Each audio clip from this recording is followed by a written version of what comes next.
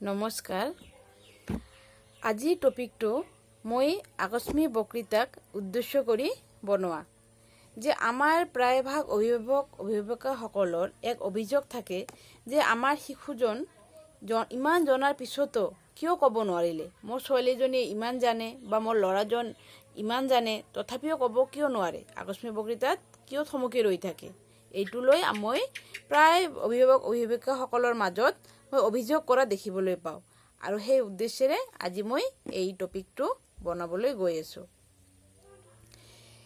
যে আকস্মিক বক্তৃতা হ'ল এটা আকস্মিকভাৱে পোৱা কিছুমান বিষয় যিটোৰ ওপৰত শিশুক ক'বলগীয়া হয়।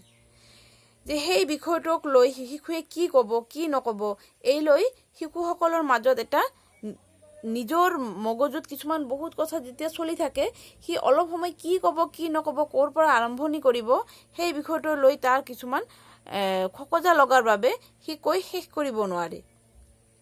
সেয়েহে আমি শিশুবিলাকক সিহঁতে নিয়াৰিকৈ কৈ যাব পাৰে তাৰ বাবে কিছুমান সূত্ৰ অৱলম্বন কৰিব লাগিব আৰু সেই সূত্ৰবিলাকৰ বিষয়ে মই আজিৰ এই ভিডিঅ'টোত ক'ম।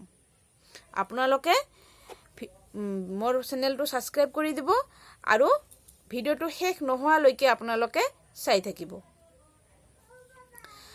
যে আজিৰ যিটো বিষয় আকস্মিক বক্তৃতা, ইয়াত শিশুৱে যে ক'ব নোৱাৰাৰ কাৰণে যিবিলাক সূত্ৰ হ'ল সেই সূত্ৰবিলাক হ'ল যে যিকোনো এটা বিষয়ৰ ওপৰত আপুনি প্ৰথমে তাক এইটো জ্ঞান দিয়াৰ বাবে চেষ্টা কৰিব যে বিষয়টো কি, তাৰপিছত ক'ত, কিহৰ বাবে বিখ্যাত, তাৰপিছত তাৰ ওপৰত আমি সামাজিকভাৱে কিছু কথা আমি ক'ব পাৰোঁ নেকি, ৰাজনৈতিকভাৱে কিছু কথা ক'ব পাৰি নেকি, অৰ্থনৈতিকভাৱে আমি কিছু কথা ক'ব পাৰোঁ নেকি, ব্যৱসায়িকভাৱে আমি কিছু কথা ক'ব পাৰোঁ নেকি, আধ্যাত্মিকভাৱে আমি কিছু কথা ক'ব পাৰোঁ নেকি, নৈতিকভাৱে আমি কিছু কথা ক'ব পাৰোঁ নেকি। ঠিক সেইদৰে সকলো টপিকত যে সকলো কথা মিলিব তেনেকুৱা নহয়, কিন্তু প্ৰথমতে প্ৰত্যেকটো টপিকতে আপোনাৰ বস্তুটো কি, বস্তুটো ক'ত আৰু বস্তুটো কিহৰ বাবে বিখ্যাত এইটো সকলোতে মিলিব। তাৰপিছত আপোনাৰ ব্যৱসায়িকভাৱে আমি কেনেদৰে লাভৱান হ'ব পাৰোঁ বা সামাজিকভাৱে আমি কেনেদৰে আমাৰ প্ৰভাৱ পেলায়, নৈতিকভাৱে কেনেদৰে প্ৰভাৱ পেলায়, আধ্যাত্মিকভাৱে কেনেদৰে প্ৰভাৱ পেলায়, এই প্ৰত্যেকটো একোটাকে মানে পইণ্টকৈ দি দিব লাগিব। ধৰক আপোনাৰ শিশুটো আজৰি সময়ত আপুনি আপোনাৰ মনে বিচৰা যিকোনো এটা বিষয় লৈ আপুনি এনেদৰে প্ৰত্যেকটো পইণ্টৰ ওপৰত তাক শিকাই যাব।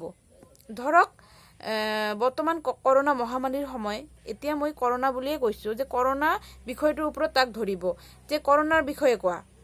তেতিয়া প্ৰথমে কৰোণাটো কি, কৰোণাটো ক'ত, তাৰপিছত কিহৰ বাবে বিখ্যাত, ইয়াৰ সামাজিকভাৱে আমাৰ ওপৰত কি প্ৰভাৱ পেলাইছে, ৰাজনৈতিকভাৱে কেনেকুৱা প্ৰভাৱ পেলাইছে, অৰ্থনৈতিকভাৱে কেনেকুৱা প্ৰভাৱ পেলাইছে, ব্যৱসায়িক ফালৰ পৰা কেনেধৰণৰ উপকাৰ বা ক্ষতি হৈছে বা লাভৱান হৈছে, এই বিষয়বোৰৰ ওপৰত আপোনাৰ শিশুসকলক টপিক বাই টপিক কোৱাৰ অভ্যাস কৰাই থাকিব।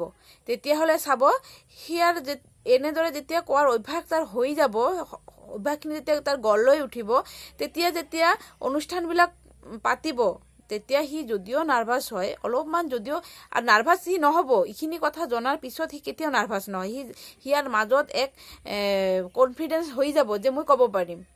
তাৰপিছত চাব আপোনাৰ শিশু ল'ৰাজন বা আপোনাৰ ছোৱালীজনীয়ে বহুত সলসলীয়াকৈ মাইকৰ সন্মুখত কথা পাতি আছে। এইখিনি নীতি বা এইখিনি সূত্ৰ আপোনালোকে যদি অৱলম্বন কৰি চলে বা আপোনালোকৰ শিশুসকলক যদি দিয়ে, মোৰ এক দৃঢ় বিশ্বাস যে আপোনালোকৰ শিশুসকল উপকৃত হ'ব।